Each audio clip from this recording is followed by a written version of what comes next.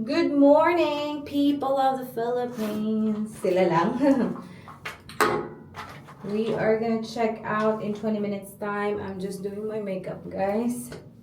Punta tayo sa BGC. Alam nyo ba, first time ko dyan, guys. Yun nga, sama-sama lang tayo ngayon. Kasi, of course, the checkout time here is 11. Tapos yung flight namin, later pa.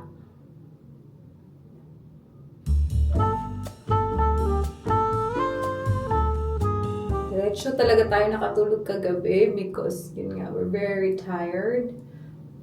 Nakatulong din yung massage natin na nakatulog talaga tayo agad-agad. But of course, our sleep is not enough kasi sobrang late na noon. Alas 4, kumakain pa lang tayo ng Jollibee. But no regrets kasi ang sarap ng Jollibee.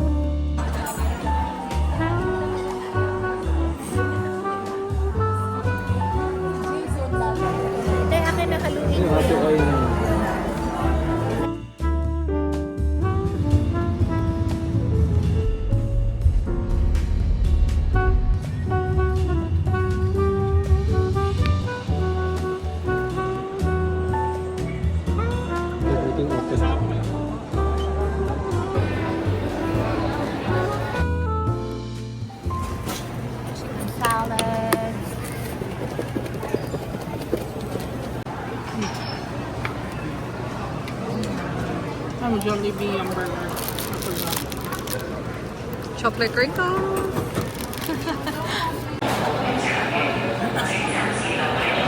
Give you half. Ayun na. Ano yan na sa pizza ko pa yun na?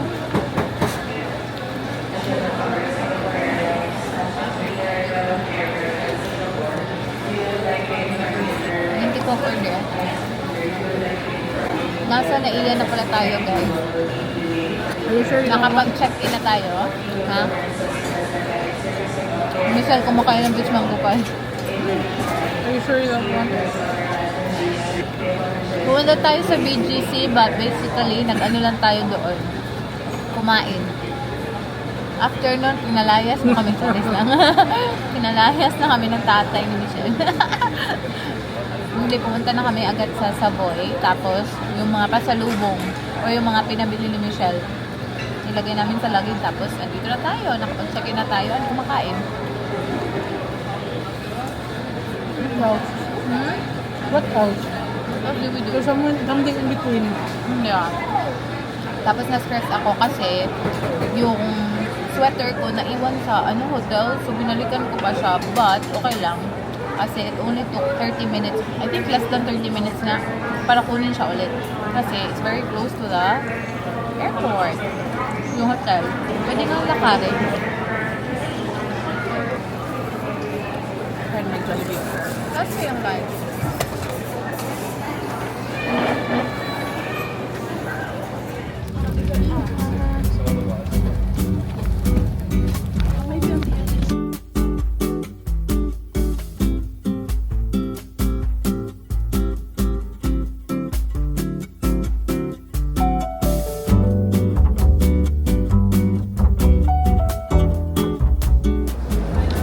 We're here in Sydney, finally touchdown Australia.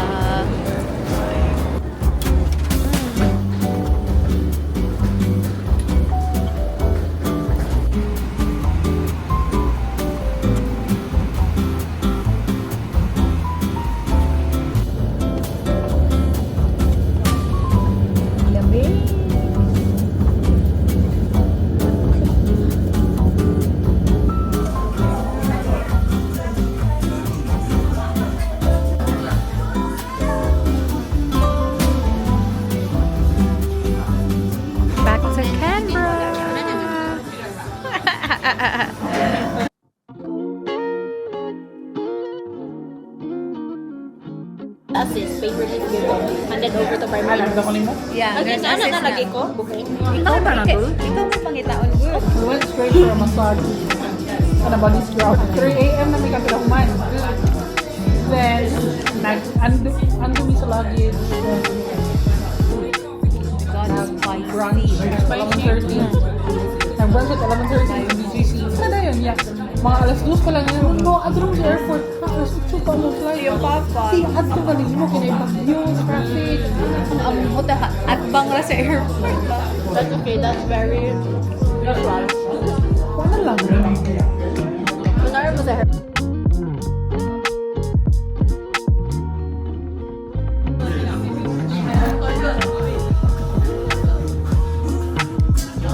Bahay-bahayan! We are currently in Samster's place. Dito kami matutulog overnight, guys. Thank you so much, Samsters! I feel so fresh! At ngayon ay kumakain tayo ng bread. Thanks for the bread! And the Energen. Oh my God, na-miss ko talaga tong Energen, guys. And someone's playing PS5. Baing to. Guys, wala dito yung may-ari. He's partying. Nagpa-party yung may-ari. So, nagbahay-bahayan lang kami dito. Kain tayo. This Thanks one's for the versus bread. Ha? Salty and sweet. Meron tayong cream cheese dito. Actually, meron kaming leftover kanina sa Korean na Korean restaurant. Masarap din yun. Thank you so much, Samsters, for accommodating us.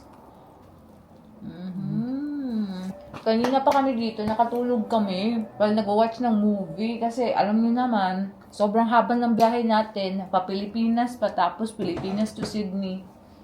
Sobrang haba talaga. Hindi tayo masyadong makatulog sa airplane kasi ginigising man tayo. Kung pork ba chicken. Hindi makatulog. Dahan mo na dito gahago. Uy, nakatulog ng mga few hours pero iba pa rin yun. Kulang tayo na lang Kulang talaga tayo ng proper sleep. Did you eat the breakfast they served? No. You only asked for one? You told them not to give me one? You're sleeping. Malayo na si kuya. Tapos nagising ako kasi nag-flashlight siya. Nagsiserve ng breakfast sa airplane ba. Tapos nung pagising ko, gumanon siya. Malayo na siya, gumanon siya. Sabi ko, ha? Did you check Pungatan. what it was? I have no energy to eat. Pero kinuha ko and was like, oh, Michelle is gonna love this one. Si Michelle, ganun ma. Natutulog lang. So sabi ko, hala. Also did not. Hindi talaga, natulog lang kami. After kong kinuha yung pagkain, natulog ako ulit. Tapos nung nagising na si Michelle, binigay ko sa kanya, ayaw This is din nice. pala niya. Diba? Masarap yung Energen, guys. So happy, fresh na tayo. Nagka-pimple ako kasi nga hindi tayo nakapag-wash ng face ko. Nasa plate tayo. Late na sila ng dinner. Uy, hindi man. Nangaon na sa Bose. And then they served Bose? dinner. Sa Bose Coffee ba? Oh, yeah. We had salad and burger. And then, they served like dinner shortly after take off. Yeah. Oras na yun. Masarap nito. Mga 10? I was still very sleepy. I had no energy to eat too. Which is weird. That's very weird.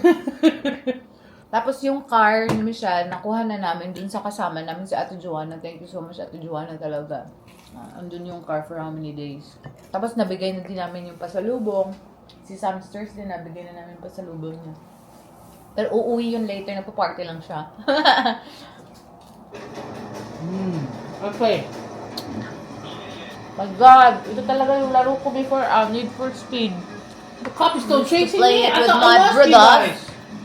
Yeah, kami naman dito. Energen, may chocolate pa today. Ano ba? Oo, lamig yun. Is it a childhood thing or no?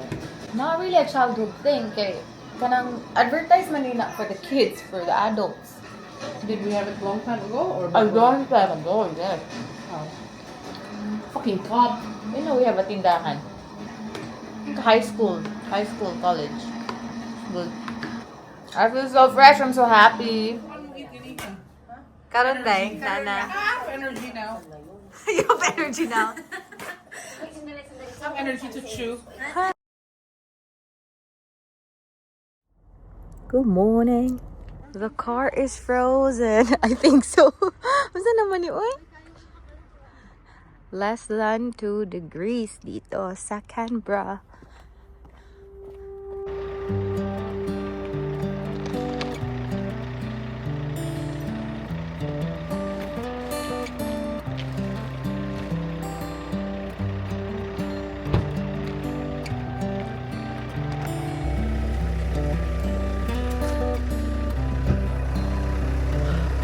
This is as good a day as any to start. Good morning, frozen car. The roads that lay open are many.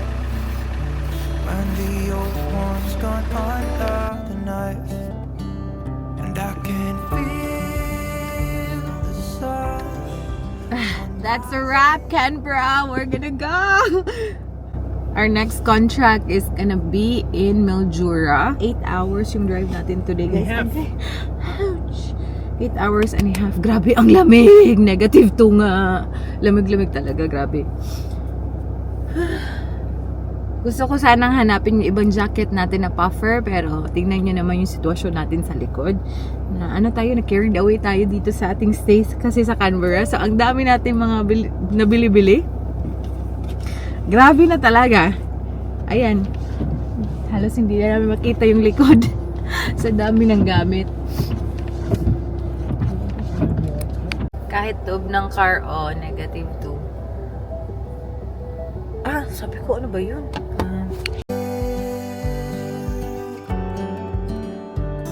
Beginning to thaw from within.